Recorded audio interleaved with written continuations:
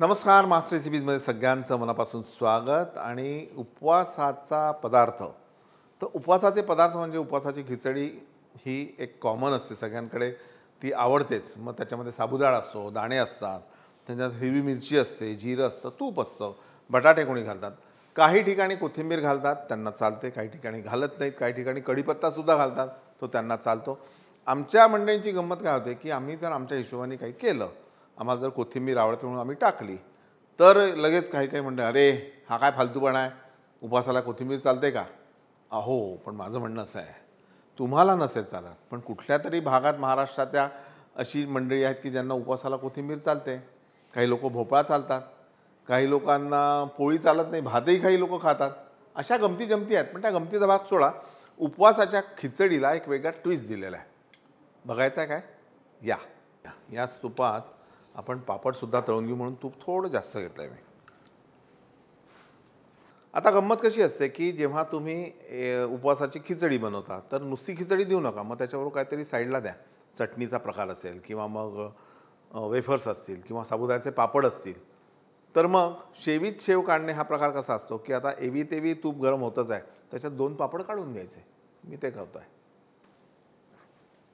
Sir, हे उपवासाचे जे पदार्थ असतात हे तेलामध्ये केलेले चालतात का? चालतात ना।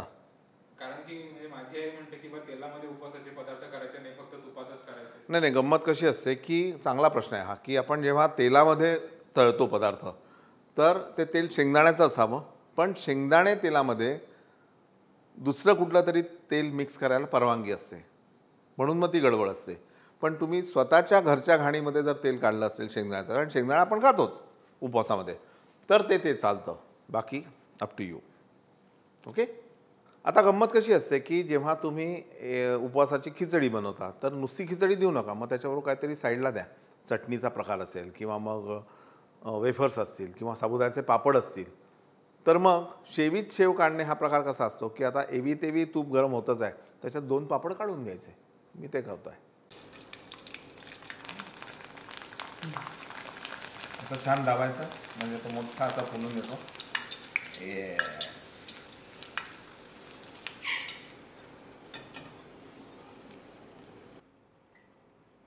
बटाटा आपण काचऱ्या वापरायच्या आहेत, स्वच्छ धुवून घ्यायचा, साल काढायची नाही, मजा येते।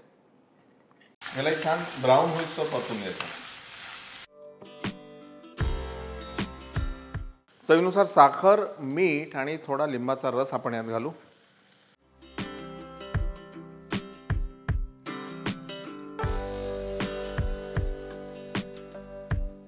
आता बघा, तूप गरम झाल्यावर यामध्ये हिरवी मिरची, जिरं आणि बटाटे आपण घातले आणि ते परततो आहे तोपर्यंत मी तुम्हाला म्हटलं की काय करायचं, आपल्याला साबुदाणा वापरायचा नाही आहे। काही लोकांना स्टार्च चालत नाही, मग काय वापरायचं? मी वापरणार आहे पनीर। आता हे जे पनीर आहे ते नेहमीच्या पनीर साबुदाणा भिजलेला असतो की नाही, त्याचा आकार केवढा असतो तेवढं त्या आकाराचं पनीर आपल्याला कापायचं।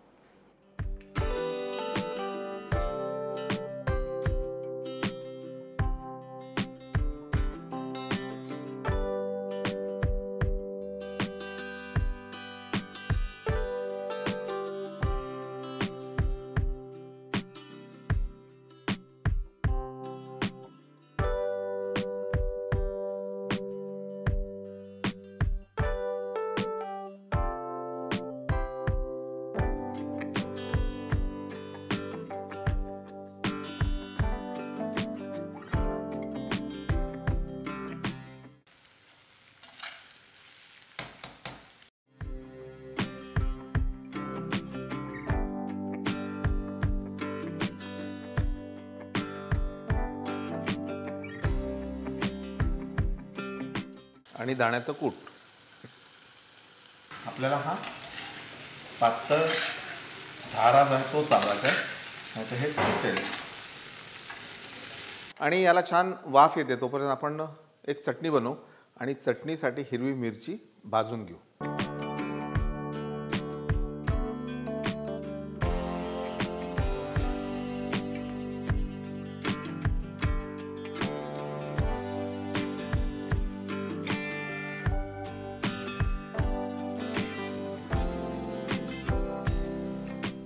जीरा, थोड़ी साखर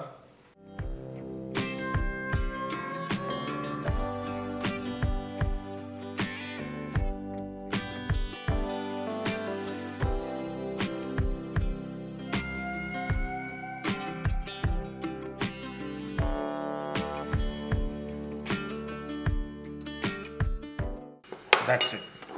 चटणी झाली आणि आपल्या पनीर खिचडीला वाफही आली आहे. बघून घेऊया.